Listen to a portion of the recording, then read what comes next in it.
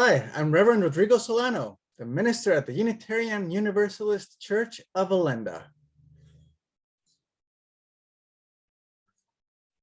When the web browser-based email platform Gmail was released in 2004, its logo came with a little tag attached to it, the word beta. Named after the second letter of the Greek alphabet, this is a software development concept in which the product has passed its initial alpha stage and can be considered complete insofar as it includes the features the developer wishes to deliver, while still expecting a number of bugs and issues to come up.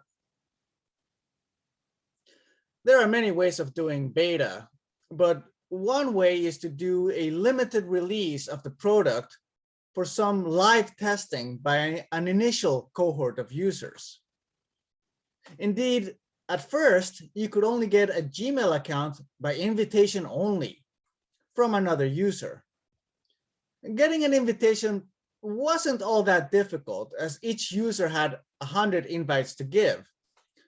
So if you really wanted an account, it wasn't long until someone you knew could give you an invite. Fairly soon, people could simply get an account on demand. The official beta stage lasted around 5 years, although even now, there is a section in each Gmail account called Labs, in which new features are constantly tested by users. And you can only access those features if you specifically sign on to take them on a trial basis. Some of these features might never catch on, while others eventually become part of the standard package. In some ways, the beta mindset is a built-in feature of the product, even if it's officially past the beta stage. Indeed, some software developers have a looser definition of the beta stage and have embraced an approach that could be called perpetual beta, in which the users of the product are effectively co-developers of the product on an ongoing basis. Our Unitarian Universalist faith also embraces much of the perpetual beta ethos. Of course, we tend to use more theological language, such as living tradition, in which we actively recognize that just as we honor past experience and wisdom, we also welcome ongoing reform and development. In the condensed histories of our universal roots, such as this one, and of the Church of Olinda, Louise Folds takes care to include some of our roots in the appendices. These include proclamations of faith that might still resonate with some among us, but which have also given way to broader and more inclusive statements and covenants that we have determined are more reflective of our tradition as it is today and as we want it to be. Each of these statements has been years in the making, each building upon previous ones. And the adoption of each new statement has not come automatically. Each one included countless hours of discussion and deliberation, and did not come without moments of controversy. Nonetheless, each one also came about because the groups that came up with them identified a need in the community for changes, or upgrades, as they might be called in the software development lingo. The latest of these developments is the addition of an 8th principle, as the member congregations of the Canadian Unitarian Council covenant to affirm and promote individual and communal action that accountably dismantles racism and systemic barriers to full inclusion in ourselves and our institutions. This was a change that came with many hours of discussion and debate in our denomination nationwide. It did not come without controversy and resistance. And while support for this was not unanimous for various reasons, it was also overwhelmingly adopted by our delegates nationwide last November. While this was a momentous change to the original document that was adopted in 1985, it wasn't the first change made to the original 7 principles and 5 sources as adopted in 1985. A 6th source was added in 1995, recognizing Earth-centered traditions as part of our heritage, our practice, and our community.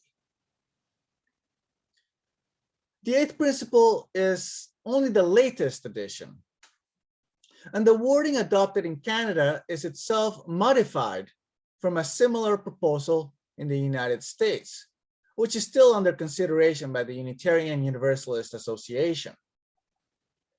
The Canadian wording came with its own set of questions that included considering how it applied in our national context and went through a kind of beta stage of its own.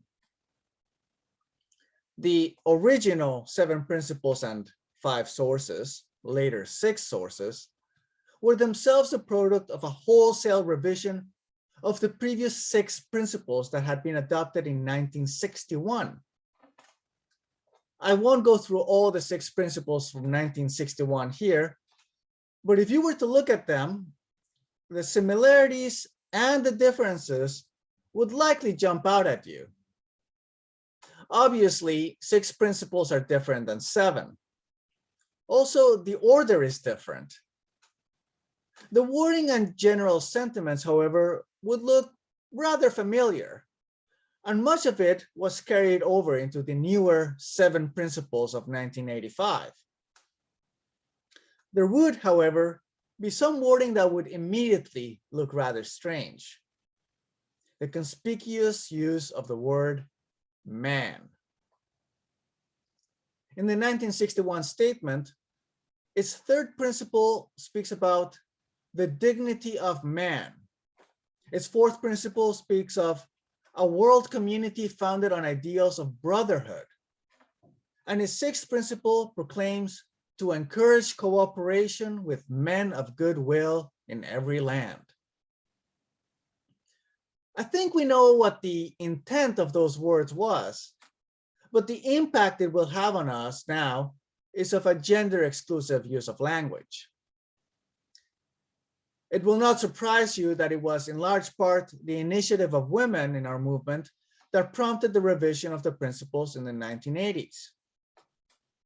Not only were the principles reworded and reordered, they added a 7th principle that speaks to our interconnectedness, recognizing, among other things, a rising environmental awareness. And of course, the language became more inclusive. Now that the 8th principle has been adopted in Canada, there is no illusion that the work is over and done with, or that this covenant is to remain static. In a living tradition, a covenant is a living document which warrants periodic revisiting to consider how it will serve us better in the service of humanity. Already, there are plans to review the process by which we adopt and amend our principles in Canada. This was a point of contention during the discussions about the 8th principle. Once that process is determined, there may come a time in which our principles and sources may be redeveloped again, perhaps with minor edits, or perhaps with wholesale changes, like entire reorderings and rewordings, newer things or things removed. It has not escaped our attention, for instance, that our current 2nd source speaks about the words and deeds of prophetic women and men. More inclusive language than the male-centric wording from 1961, but still reinforcing a gender binary that does not recognize members of our community along a broader gender spectrum. My friends, at the Church of Olinda, we have started adopting some covenants among some of our ministries. Some of these are short-lived, intended to serve us during specific settings, such as educational programming groups. Others are longer standing, as is the case in some committees. These are all living documents in perpetual beta, as their ongoing development and redevelopment help guide us in who we seek to be and on how we want to be with each other.